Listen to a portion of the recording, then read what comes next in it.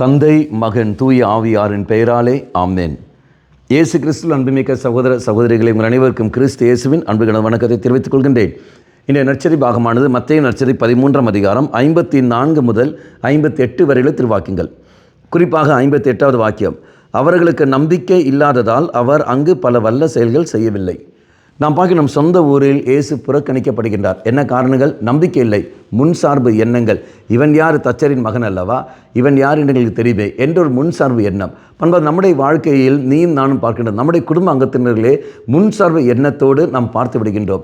எல்லோரும் ஒரே மாதிரி இருக்க வேண்டும் என்று அவசியம் இல்லை, எல்லோரும் எப்பவுமே ஒரே மாதிரி வாழ வேண்டும் என்று அவசியம் இல்லை. நம்முடைய குணங்கள் மாறப்படுகின்றன. அப்படி என்றால் தெய்வத்தன்மை நாம் பெறுகின்ற பொழுது இதோ என் குணம் மாறும். தீமைக்கு நான் துணை போகிற போது என் குணங்கள் மாறும். அப்போ நான் எங்கே அதிகமாக நேரத்தை செலவிடுகின்றனோ அதுக்கு ஏற்றபடி தான் இருக்கும்.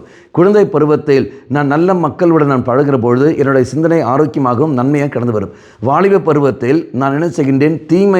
தீய மக்கள் நிறைந்த பருவத்தில் நான் தீமை செய்து கொண்டிருக்கின்றவர்கள் மத்தியில் என் நேரத்தை நான் செலவிடுகின்ற பொழுது என்னுடைய சிந்தனையானது இது தீமையால் நிறைந்து கொண்டு அது என்னை ஆளுமை செய்து கொண்டிருக்கும். அப்படி இருக்கின்ற பொழுது இதை என்னுடைய வாழ்க்கையில் மாற்றங்கள், குணத்தில் மாற்றங்கள் ஏற்படுகின்றன. தவறை நான் உட்கொள்கின்ற போது தவறை நான் உணர்ந்து கொண்டு ஒரு புதிய வாழ்க்கை நான் வாழ ஆசைப்படுகின்றேன். அப்போ நல்ல மக்களோடு இணைந்து நான் போகிற சமயத்தில் நல்ல சிந்தனையும் நல்ல கருத்துக்களோட நேரத்தை நான் செலவழிக்கின்ற பொழுது இது அங்கே நான் பார்க்கின்றேன் என் வாழ்க்கையில் ஒரு புதிய மாற்றம் ஏற்படுகிறது. அப்போ குணங்கள் ஆனது மாற்றப்பட்டு கொண்டிருக்கின்றன. ஆனால் இந்த உணர்வு இல்லாமல் இவன் எப்போவுமே இப்படித்தான் இருப்பான், இவள் இப்படித்தான் இருப்பார் என்று சொல்லிக்கொண்டு நாம் போகிற சமயத்தில் முன்சார்பு எண்ணத்தோடு இருந்து நாம் ஒரு நபரை நாம் தீர்ப்படுகின்ற பொழுது அல்லது ஒரு நபரை நாம் கவனித்து பார்க்கின்ற சமயத்தில் நிச்சயமாக அங்கே பிரச்சனையும் குழப்பங்கள் கடந்து வரும். இயேசுவை ஏற்றுக்கொள்ள அவர்களால் தயங்கினார்கள். காரணம் முன்சார்பு எண்ணங்கள். மக்களை சிந்தித்து பார்ப்போம். இறைவன் எதிர்பார்ப்பது ஒன்றே ஒன்றுதான், நம்பிக்கை கொள்ளுங்கள்.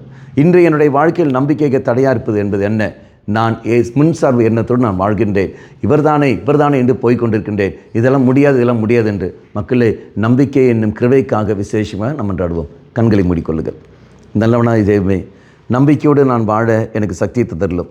அந்த நம்பிக்கைக்கு எதிராக இருக்கிற அந்த முன்சார்பு எண்ணத்தை நீ தாம் எடுத்து மாற்றிக்கொண்டு உன்மேல் ஆழமாக அன்பு வைக்கவும் உன்மேல் நம்பிக்கை வைத்து வாழ கிருபை தந்தருளும். அம்மா மாதாவே, விசேஷமாக எங்களுக்காக பரிந்து பேசும். ஆமேன். தந்தை, மகன், தூய ஆவியாரின் பெயராலே ஆமென்.